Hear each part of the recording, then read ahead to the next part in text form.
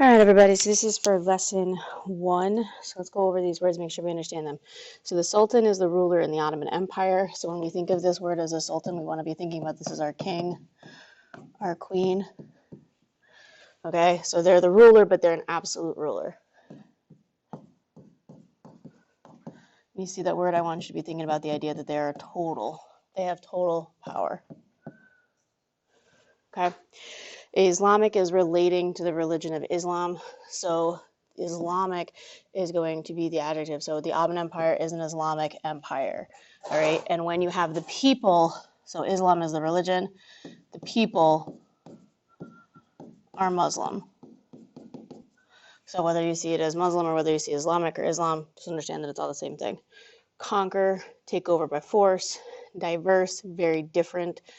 Empires group one separate areas ruled by a single person or government. So you guys spent a lot of time talking about empires last year. So just as like a recall, you have the Romans. All right, you ended up with hopefully you remember from last year, you talked about the Ottomans, as well as maybe the Ming Dynasty. Those are all empires. And then consolidate, to bring together or unite. So when we're talking about consolidation of something, usually we're talking about consolidation of land into an empire. Okay, if you're stuck, pause here before going on to the next thing. So the Ottoman Empire at its height was stretching throughout this entire area. So again, just to keep ourselves in mind, so we are in Europe, parts of Africa, and then over here, Asia. So it covers 3 different continents. Most important is going to be eventually Constantinople, which will turn into Istanbul. Okay, but when we are talking about the Ottoman Empire, for our circumstances right now, we are talking about it being a little bit smaller. So this is around 1550. We are currently in 1750 when we're talking about this time period. So it's starting to shrink. They're not going to be as much charge of here as their focus is going to be in this region, primarily in here, which is modern day Turkey.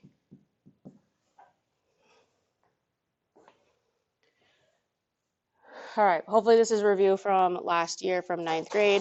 So you have the Ottoman Empire. So started by a group of nomadic Turkish people. So remember, these are the Ottoman Turks.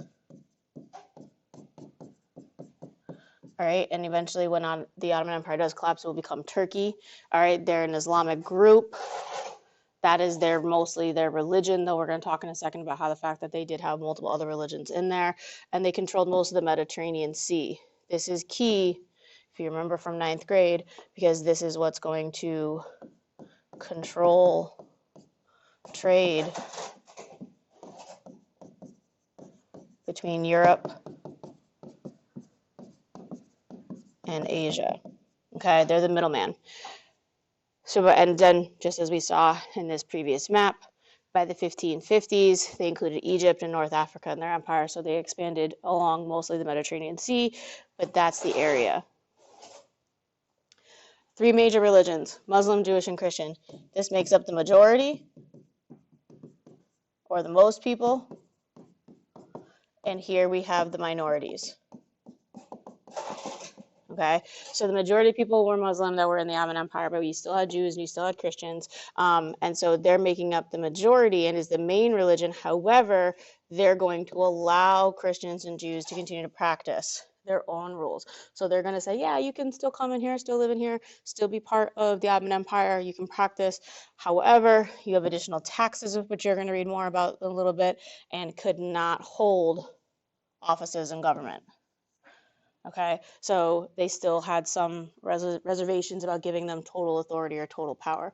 So what we're going to see mostly is, yes, you're going to have Muslims in charge. They're going to allow Christians, but they're not going to give Christians total control and authority in what's happening. Talked about this as a part of our key terms. So the head of the Ottoman Empire is the Sultan, and the capital city is Istanbul. If you remember this from the Byzantines, it's Constantinople. Okay, and it's in the center of the trade network between Europe and Asia. This is how they make their money.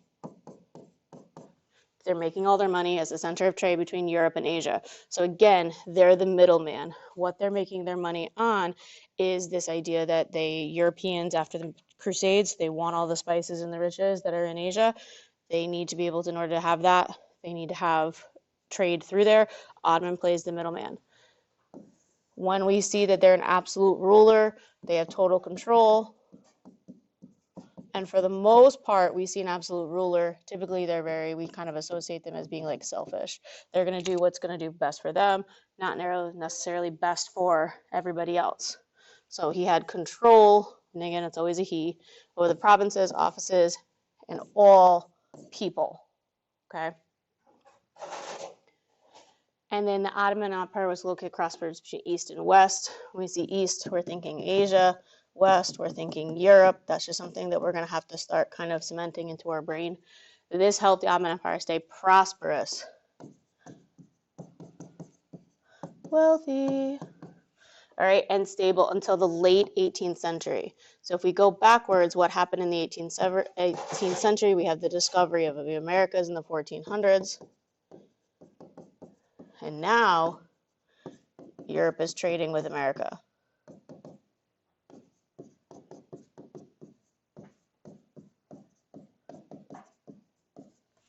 So the Ottomans control this, and they're controlling all trade. So sultans control other people, they control the trade between Europe and Asia. They added additional taxes to the goods that traveled between those two regions, which meant that that's how they made their money. They were the middleman.